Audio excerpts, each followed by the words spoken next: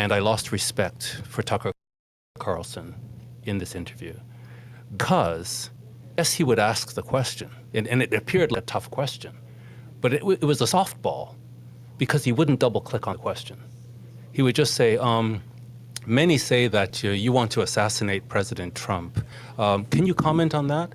And he basically gives him airtime to say, oh, we're just about peace and tranquility, and we want the whole world to get along. And I'm listening to this, and I'm like, I can't believe this. So Tucker Carlson would ask what appeared to be a tough question and give him all the time to spew propaganda and not confront him and say, well, wait a minute, your own scriptures say this.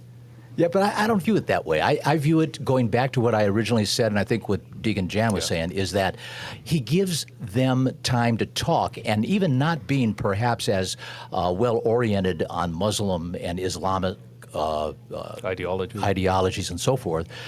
Fact being is that Tucker allowed him to talk, and you could see he was lying. You could see. You could see him. You could.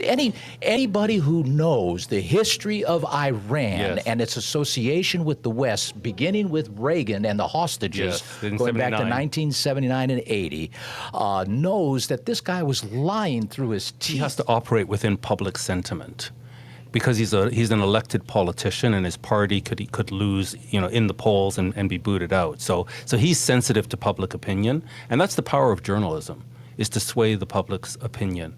So coming back to this notion of it's not America's war, of all the countries that do not need nuclear energy, Iran is at the top list, right? They don't need nuclear. They've got oil in spades, so they don't need nuclear energy.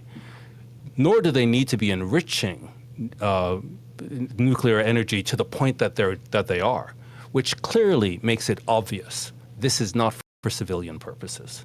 Their ideology, the Mahdi will not return as long as there's a Jew on the planet.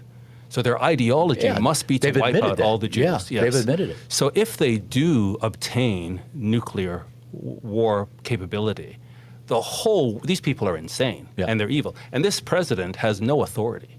He's a puppet. The supreme leader of Iran is the one that has all the authority. And he goes by the Quran and the Sunnah. You're talking about the Khomeini. You're talking about Khomeini. Exactly. Yeah. He's the supreme leader. Right. This guy's just a puppet. Right. So, but DJT's not going to listen and be influenced by Carlson. But he's going to be influenced by the public sentiment. And so if the public sentiment is, this is not our war, Israel is manipulating us, we need to go to war with Israel and support Iran, that's the danger.